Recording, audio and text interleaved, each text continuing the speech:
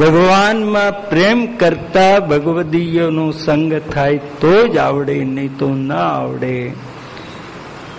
તો આ બિલડીઓને કયા ભગવદીયનો સંગ થયો? તો આગળના શ્લોકમાં વર્ણન કરે છે.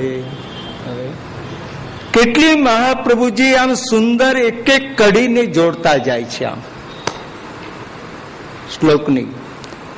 હંતાય માદ્રિરબલા હરિદાસવર્યો યદ રામ કૃષ્ણ ચરણ સ્પર્શ પ્રમોદ માનંતનોતિ સહગોર્ગણયોર્સ્તયાયત પાનીય સૂયવસકંદર કંદ મૂલૈ. હંતાય માતૃબલા હરિદાસવર્ય. હરિદાસ તો 3 જણ છે. હા, એક ઉદ્ધવજી હરિદાસ છે, બીજા યુધિષ્ઠિર હરિદાસ છે, ત્રીજા પ્રહલાદજી હરિદાસ છે. પણ હરિદાસ વર્ય એ આ 3ના પણ શિરોમણી. વર્ય એટલે શિરોમણી. એ એક જ એનું નામ શ્રી ગિરિરાજ. હંતાય માદ્રી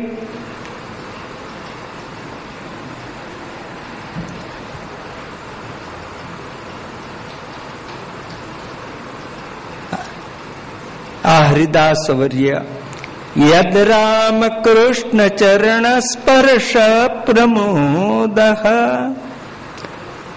અરે આ જડ ગિરિરાજ પથરા,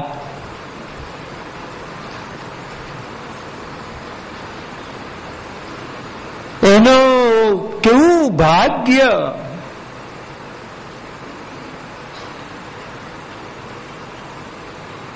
કે શ્રી દાઉજી અને કૃષ્ણના ચરણના સ્પર્શ વગર માગે એને મળે છે.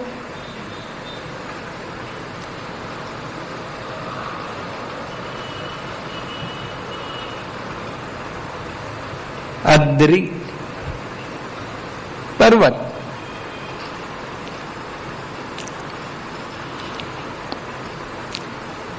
અરે આ ભલા પોતાની જાતને સંબોધન કરે છે.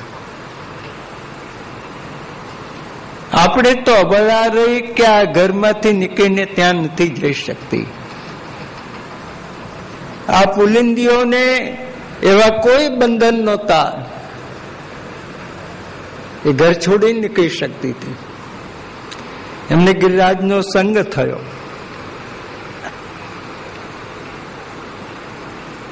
આખો સંધ્યાના દર્શનનો ભાવ. ગિરિરાજ ઉપરથી ફળ ફૂલ લઈ આવે અને જ્યાં કૃષ્ણ બિરાજતા હોય ત્યાં જઈને પાતળ ઉપર પહેલેથી પધરાવી દે, પછી સંતાઈ જાય. પ્રગટ સેવા કરતા ગુપ્ત સેવાનો વિશેષ આનંદ છે.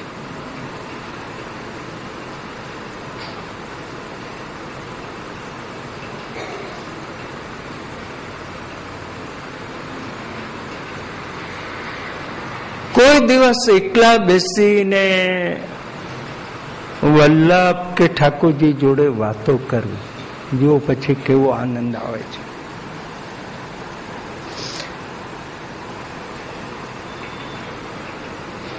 ઘણા બધા મનના સમાધાન મળશે એમાંથી. હું તો મને જયારે કઈક સુબોધનજી મને સમજાવે ત્યારે ઠાકોરજીને વલ્લભને કહું, તારે સમજાવવું તો સમજાવજે. હા, મેં તો માથાકૂટ કરીને નથી સમજાતું.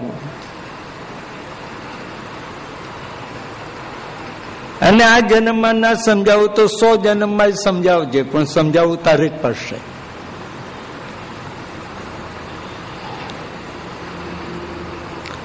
હંતાય માદ્રિરબલા હરિદાસ વર્ય.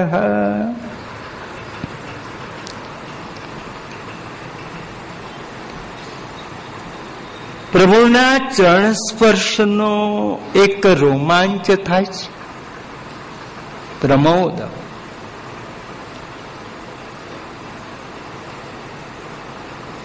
આપણે તો આમ ચીલા ચાલુ રોજ સવારે ઉઠીને આમ ચરણ સ્પર્શ કરીએ, આમ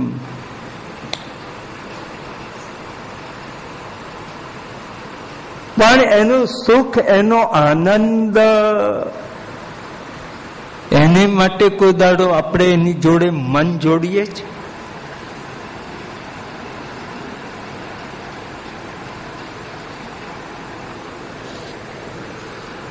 જ્યાં સુધી સેવામાં ઠાકોરજી સાથે મન નહીં જોડીએ ત્યાં સુધી આનંદ આવશે નહીં.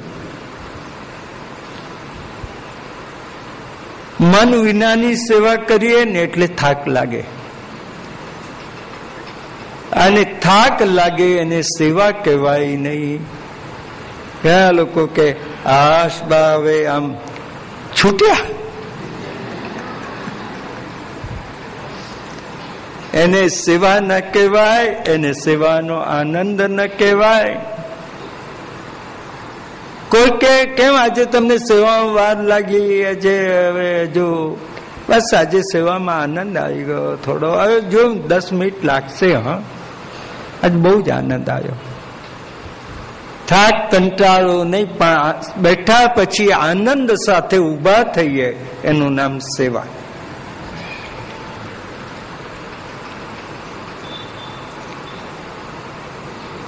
પ્રભુ જયારે આમ ગિરિરાજ ને આમ તળેટીમાં ગિરિરાજ ઉપર પગલા પાડે ત્યારે એ પ્રભુના ચરણ સ્પર્શથી આમ ગિરિરાજને રોમાંચ થઈ જાય છે.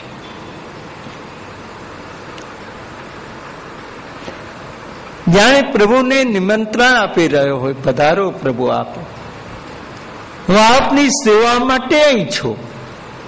એ તો હું કાશી જવાનો હતો, પણ હું અહીં રોકાઈ ગયો, મને આપની સેવાના સુખ મળે માટે.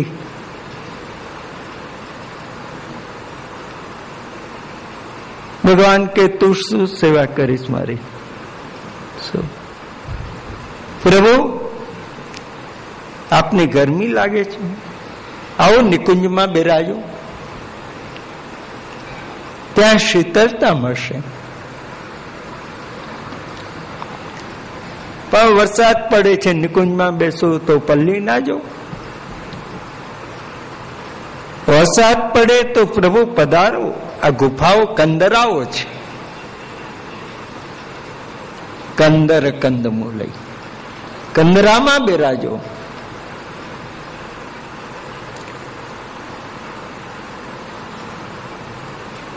આ શ્લોક ગાય છે ને ત્યારે વરસાદ પડતો હોય છે. ઘણી વાર શરદ ઋતુમાં વરસાદ આવે છે, ઝાપટું આવી જાય.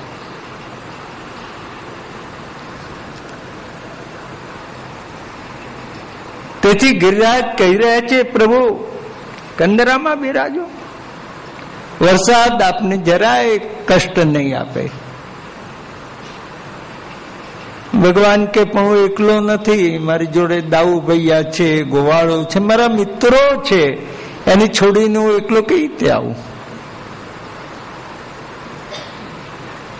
તો કે એમને લઈને આવો. કંદરા વિશાળ છે, એમને લઈને આવું તો હું જે ગાયોની સેવા કરવા આવ્યો, ગાયોને હું છૂટી મૂકી દઉં? ના, એને પણ લેતા આવો. ગિરિરાજ પોતામાં આવી વિશાળ આમ કંદરાઓ પ્રગટ કરે છે કે જેમાં પ્રભુ ગોવાળો ને ગાયો અંદર સુખથી બિરાજે. કોઈ આપણે ત્યાં આવે તો એના સ્વાગતમાં 4 વસ્તુ જોઈએ.